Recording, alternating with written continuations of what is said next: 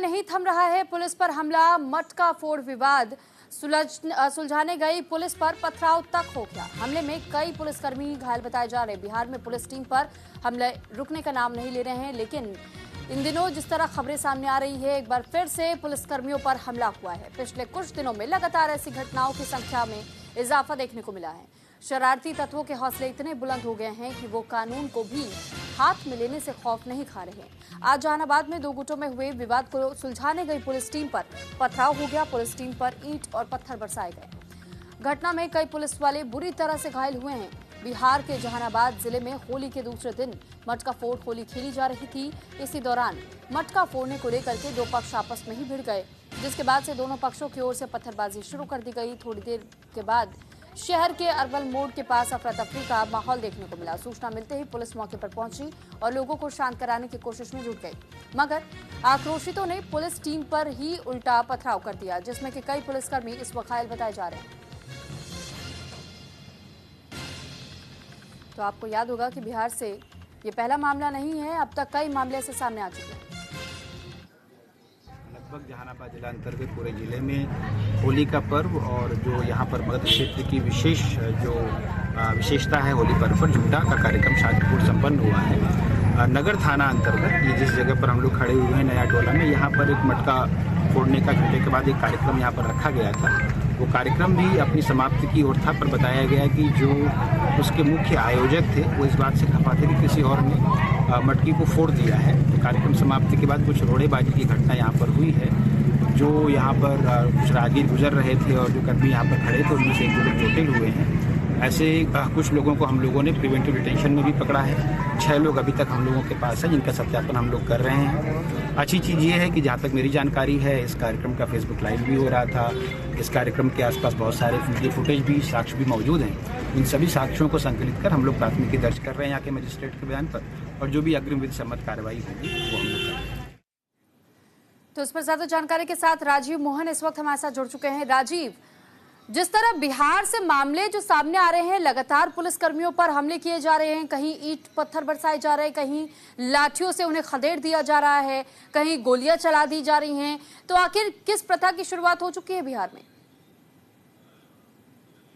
देखिए, कह सकते हैं कि करीब एक सप्ताह के भीतर जहानाबाद में जो पुलिस पथराव हुआ है, ये 5वां मामला है। पहले अररिया, भागलपुर, मुंगेर और मधुबनी में इस तरह की घटनाएं हुई, जहां पुलिस जो है पहुंची पुलिस बचाव करने, लोगों को समझाने पहुंची, और जहां हंगामा हो रहा था वहां पुलिस पर ही लोगों ने पथराव कर दिया। और इसी तरह की कुछ घटना जो है जहानाबाद में आई है, जहां होली के दूसरे दिन बसियौरा कहते हैं उसको आम भाषा में, यहाँ जहां मटका फोड़ने की एक लंबे समय से परंपरा चली आ रही है, और उसी के बारे में कहा जा रहा है कि काफी लोग इसे देखने के लिए जहानाबाद में एकत्रित होते हैं, और इस बार भी बहुत भीड़ लगी हुई थी।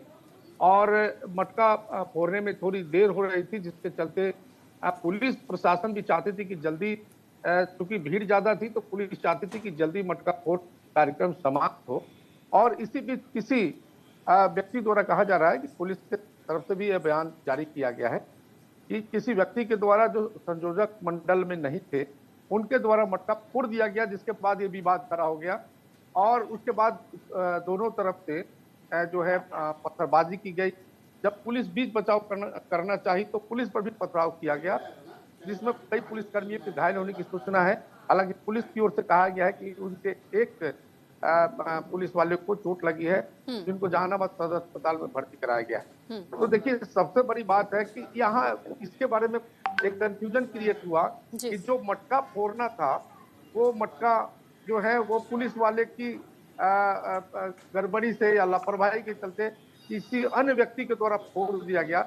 जबकि पुलिस का कहना है कि संयोजक मंडल को इस बात का ग्रीवांसेज है कि चूंकि आयोजन जिसके द्वारा किया गया था, उनके द्वारा नहीं होकर के किसी अन्य व्यक्ति के द्वारा मटका फोड़ दिया गया, और यही सबसे बड़ा विवाद का जड़ था।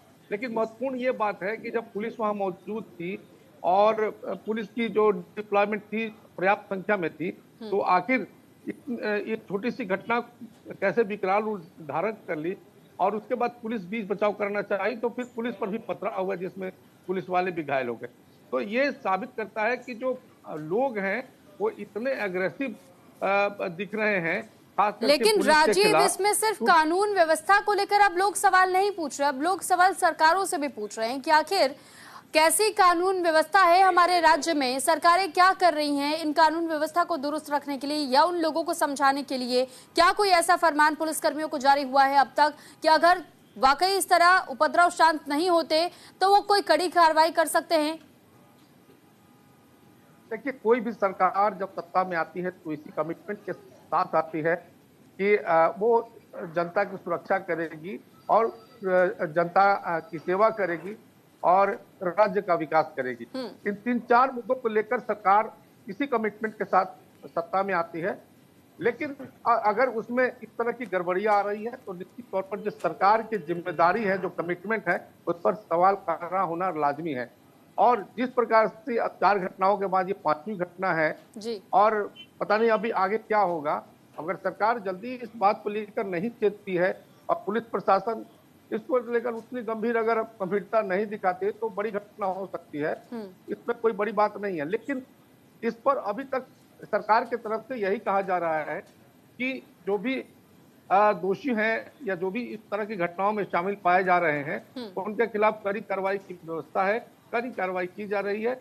लेकिन प्रिकॉशनरी जो एहतियातन जो एक्शन लेना चाहिए, जो रणनीतियां बनाई जानी चाहिए, उसमें जरूर कहीं ना कहीं प्रशासन या सरकार की नीतियां फेल है, जिसके चलते इस तरह की बातें हो रही है कि लोगों को पुलिस के ऊपर ही पथराव करना या पुलिस पर इकबाल खत्म हो जाना या पुलिस से भरोसा उठ जाने की बात सामने आ रही है। तो ये बड़ा चिंता का विषय है, खास करके बिहार के लिए। लेकिन अब इसको समाप्त करने के लिए या इसे रोकने के लिए सरकार क्या सोच रही है वो तो देखने वाली बात होगी, क्योंकि घटनाएं लगातार जारी हैं। बिहार में 2025 में इस साल जो है चुनाव भी होना है, तो ये सारे मुद्दे जो है बढ़ते जाएंगे और ये सारे मुद्दे भी जो है विपक्ष भी उठाएगा। और मुझे लगता है कि जो चुनाव होगा वो चुनाव में इस बात को प्रमुखता से रखा जाएगा और सरकार की तरफ से यानी वोट मांगने के लिए इसका भी आधार बनाया जा सकता है। बहुत शुक्रिया आपका तमाम जानकारी हम तक पहुंचाने के लिए राजीव। तो देखिए, जिस तरह बिहार में बहुत जल्द ही विधानसभा चुनाव का ऐलान होने वाला है और इसके पहले जो तस्वीर इस वक्त आप बिहार की देख रहे हैं, तो बिहार की स्थिति को देखते हुए आप समझ सकते हैं कि चुनावी मुद्दा तो आप विपक्ष को भी मिल चुका है और इसी को आधार बना करके इस बार वोट बैंक की राजनीति भी बखूबी बिहार में देखने को मिलेगी। लखनऊ हेमवती नंदन बहुगुणा को श्रद्धांजलि दी गई। सीएम योगी आदित्यनाथ ने पुण्यतिथि पर उन्हें श्रद्धांजलि दी है।